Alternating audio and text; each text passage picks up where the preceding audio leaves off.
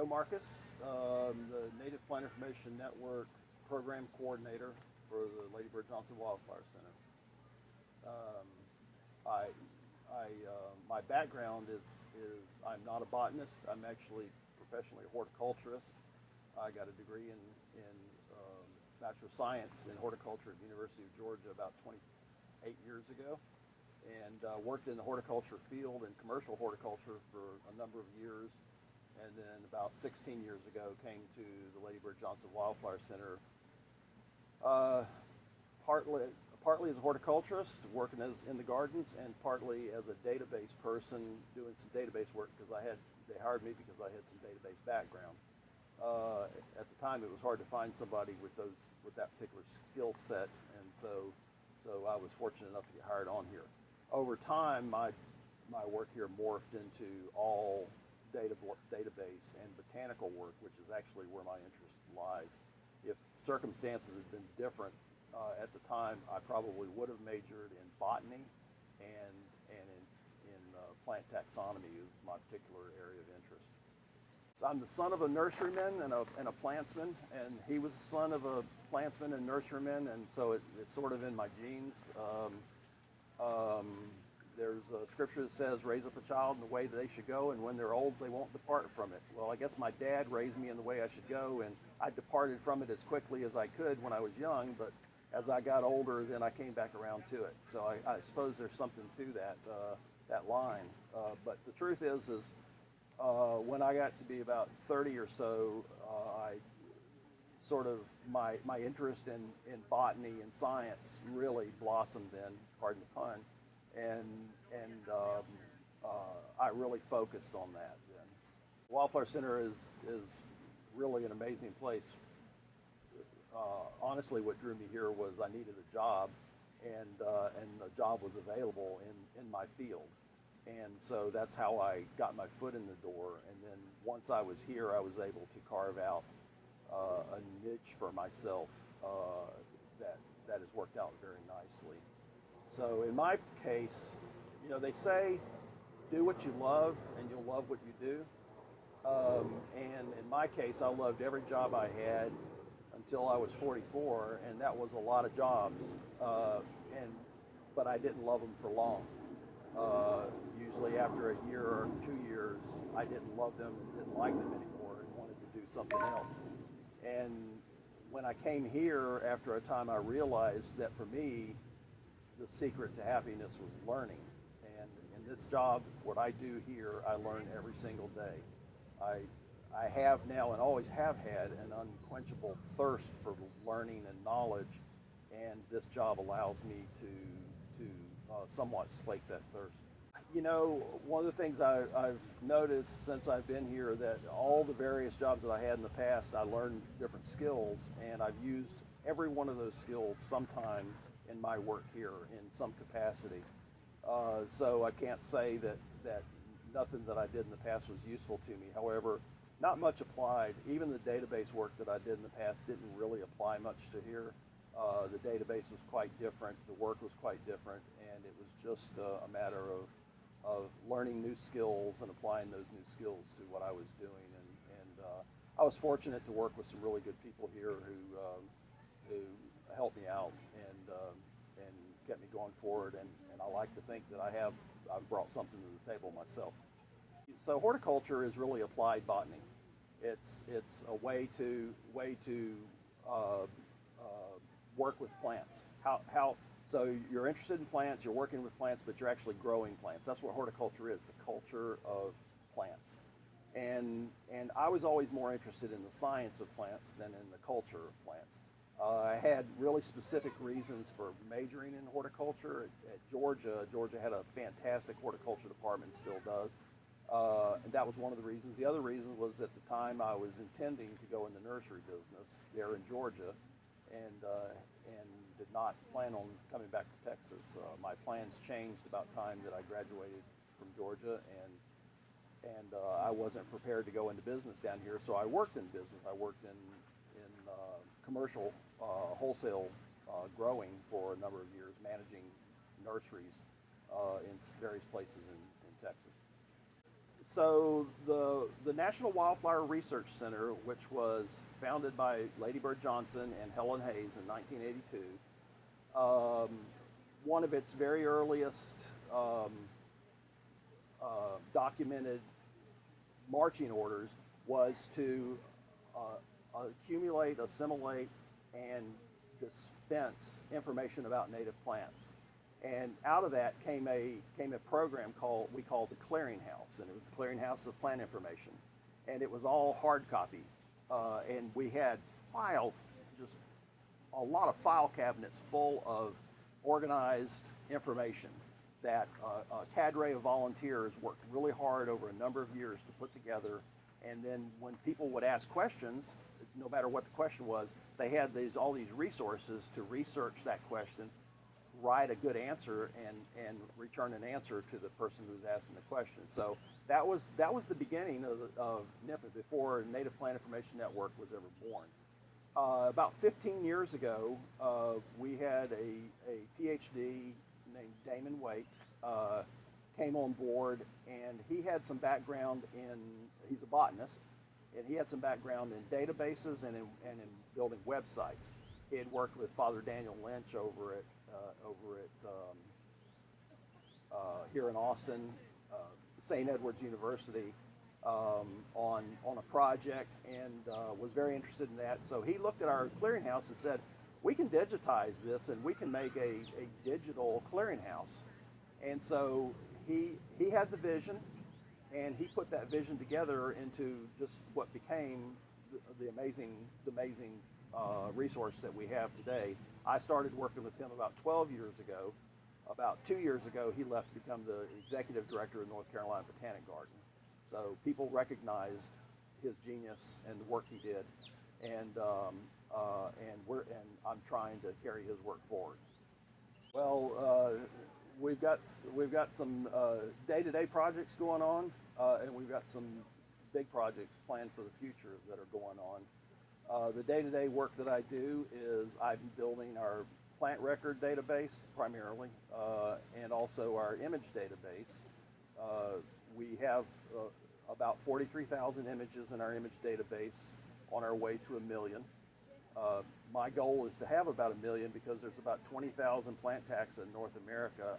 I think that it will take about 50, on average, 50 images per species or per taxon to adequately photographically describe that species as well as it can be described with photographs. There's some things like fragrance that can't be described in a photograph. However, most other things, some tactile characteristics can't be described photographically, but many things can. And so I spend a lot of time working on processing images. All of our images are contributed free of charge by wildflower photographers, nature photographers, enthusiasts, friends of the Wildflower Center, sometimes staff, volunteers, etc. So I spend a lot of time working on that, and then building our plant record database. So the plant record database has a lot of information about the species and subspecies and varieties themselves. And there will be a description of what that is, where it's native. We focus only on North American native plants, period, nothing else. So that's all you'll find in the Native Plant Information Network, which is the suite of databases that I work with. It's a lot of work. Honestly, you could pick a single species and attempt to database all the information that you could find about that species, and it would be a huge project for just one single species. So multiply that times 20,000, and you've bitten off quite a bite to chew there. So that's my day-to-day work that I do. Our databases also have many other components to them. We have a Ask Mr. Smarty Plants service where people can send in email. The service is actually on hiatus right now because we're about to change the nature of it. But there are more than 10,000 questions that have been answered and are in our database for people to look up, and people use that a great deal. I was just looking at the numbers this morning, and we have many people visit that particular service, that resource. We've had people email. I've had people email me and say, "I spent the day reading questions and answers in Smarty Plants." I'm like, "Wow, that's impressive that they spend an entire day just reading through those." That's been a really good program. We have a suppliers directory for companies all over North America that specialize in native plants. They don't have to be 100% native plants, but if they specialize it or have a large percentage of their product offering as native plants, then we offer a free service where we provide a place for them to have information about their company, and everything we do is free of charge to everybody. We don't charge anybody for anything, with the one exception being commercial use of our images. We charge a usage fee for commercial uses, like if somebody wants to print one of our pictures in a book or a magazine, we'll charge for that. But otherwise, everything we do is free of charge, free to the world. Surprise Director, we also have an organization. You'd be surprised how many organizations there are around the country, other botanical gardens that specialize in native plants, native plant societies. Nearly every state has one. Many organizations that are focused on native plants and conservation. We provide them a place to also showcase and list their organization. And there are a lot of other components. There's a bibliography, a glossary, just a lot of components to our database. That's the day-to-day stuff. The long-term plan is to take what we do and expand that work exponentially. And I'm not going to go into a lot of detail about what that is because we're not sure exactly yet how that's going to look, but it's going to be a much bigger and better resource to the world than what we presently offer. We currently have about 8,300 that are done. That's taxa, that's the species, subspecies, and varieties of species. We're at about 8,300, so about 41.5% of the more or less 20,000 taxa in North America have been treated. That's largely the more noticeable species, some of the more obscure species, in some cases rare species. In general, what we do is because we're getting so many image contributions now, and they're flooding in, frankly, we wait until we get an image of a species or subspecies variety before we do the work and enter that species record in that database, so that we have information about the species, and then we have a picture, at least one picture of that species to represent that. Hopefully more than one picture. Some parts are growing very slowly. Some parts are growing very rapidly. Probably the image part is getting more attention than anything else. People pay a lot of attention to the images. People love pictures, and they're very useful. And one of the things that I ask my contributing photographers is thank you very much for sending these wonderful flower pictures to me. But while you're taking those flower pictures, take some pictures of fruit and leaves and thorns and stems and all the other parts of the plant that nobody else ever thinks of taking a picture of. And oh, by the way, if you're shooting a picture of a plant in the family Asteraceae, turn that flower head around and shoot the back side of it. Why? Because the back side of it is the part you really need to identify which species it is. It's that involucre. Those filaries on the back are what's very important for that. As an aside, I have a wonderful illustrator who's been working on a project we call the Filary Project, where she is illustrating the backs of those flowers of Asteraceae, so that in pen and ink, and those are being put also on our image gallery, those images, so that people can see very clearly the characteristics of that species from the important part of the flower head or capitulum, which is the involucre back there. So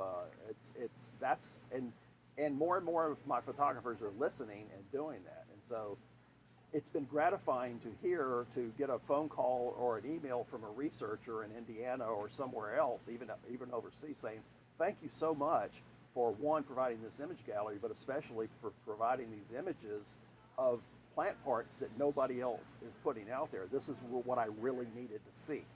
And so that makes me happy when that happens. And for determining what particular taxon a plant is in, very often you have to see some of those other parts. It could be the characteristics of the leaves, or some other leaf hairs or stem hairs. The type of hairs on them can, or the orientation of the hairs can tell you this is this species, or this is that species. And so very often those pictures are critically important for determining just what taxon you're dealing with there. In my work, just slightly, we'll get questions that have to do with genetics for things like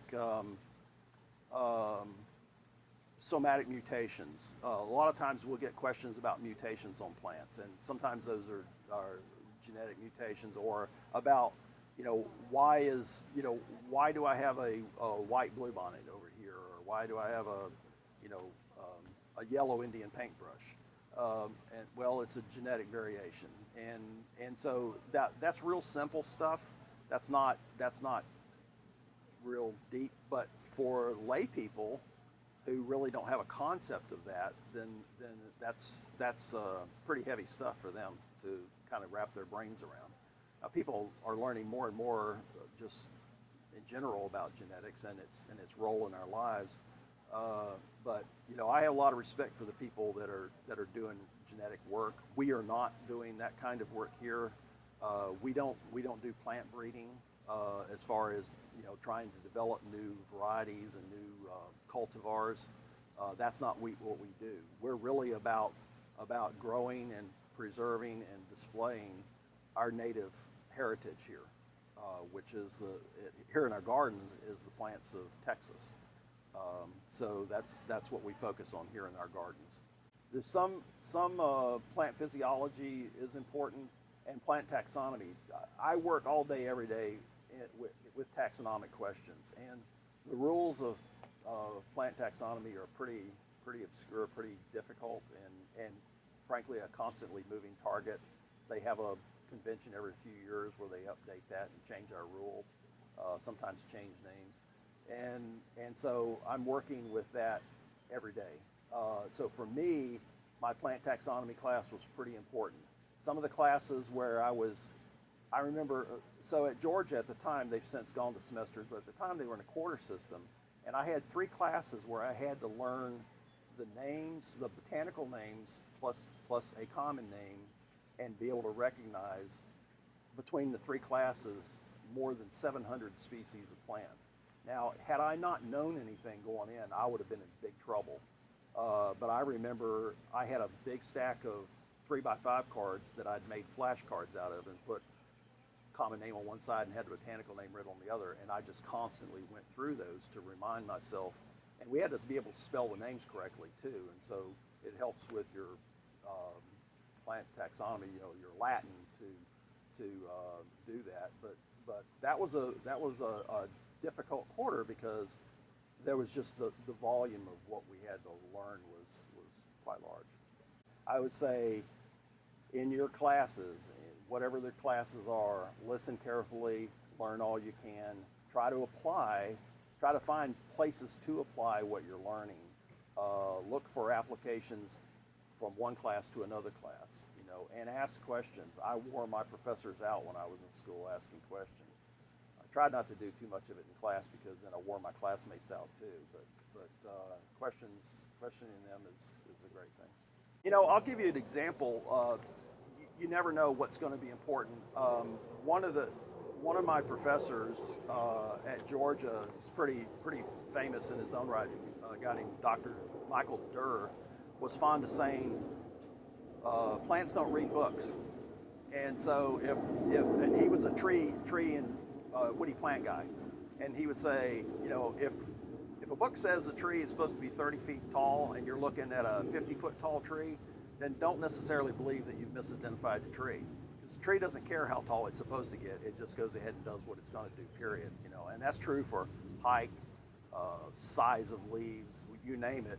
There's always outliers. And so these things that we learned in school, if you can, the better recall you have, and that may be just something you have or don't have, but those things all come into play to help you.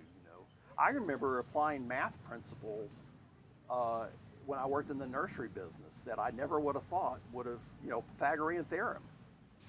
Who would have thought you would use Pythagorean theorem in the nursery business? But I did, laying out irrigation systems. So all those things, everything you learn can be applied to what you do. I was in a previous life, I was a submariner in the Navy, and was in navigation, and I use those mapping skills here at the Wildflower Center. I've created maps of our gardens and the locations of our plants. I also used it when we developed the Texas Arboretum out here, a new garden that we developed about 5 years ago. So those are all skills. You can apply skills you learn everywhere at any time that you need them. You just, being studious and being observant is helpful. We are and have been doing some research on various types of land management processes where we use fire and we use mowing at different intervals to determine how prairie land, rangeland, responds to those management techniques. And this research has been going on for about 17 years now, continues to go on. We have a lot of plots here on our property that are they're either control plots or burn plots or mow plots. And then over time, we're watching to see how they respond to those different management applications. How do you fight against Mother Nature? I don't know that you do. You deal with it is what you do. There have been some interesting things have happened. We went through a 2-year drought, 2.5-year drought several years ago. That was just horrendous. The lakes were all down. People's landscapes were drying up. And we have a plant sale in the spring. We just had one recently, and we have one in the fall.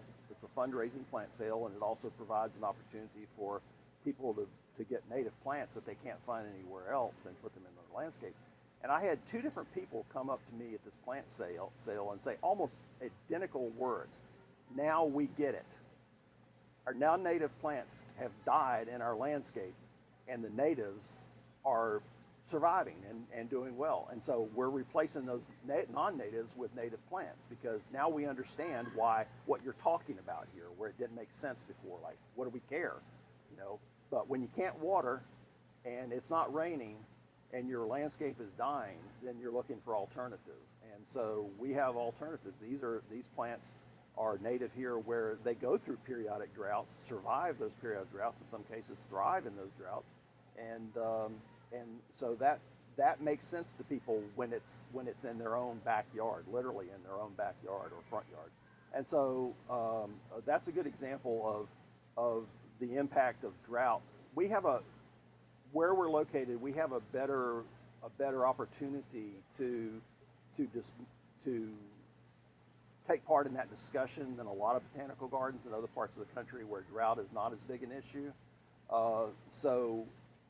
And even in desert areas where drought is always an issue, so you're always dealing with more or less the same conditions. Here, the conditions can vary so widely that our thesis is that if you're growing native plants, the native plants developed here, and they can deal with whatever conditions nature sends their way and do. And so we feel like that's an important part of our public outreach. I had a young man, and he was a high school student, and he was younger than we normally allow kids to come in and volunteer, but he was exceptional. And he came in and volunteered for me during 2 summers while he was in high school. And I asked him, what do you plan on doing when you finish school? And he said, I want to be a botanist. And I kind of jokingly said, oh, well, you don't want to get paid anything then. And he looked at me kind of funny, and I said, don't listen to that. If that's what you want to do, then you'll do fine. And he's at an Ivy League school now, so he's going to do very well in his career, I think. But it's really finding where your heart is and finding what your calling is if you have one. and going with that and just being really dedicated to that and working really hard in the thing that you do. For me personally, I don't have any children, and I've come to realize that my work here is my legacy. So it's really important to me to do good work because I have nothing else that I'm passing on. And so, that's a pretty good motivation right there. But if you have children, then you want to pass on good work to your children and make them proud of you, right? So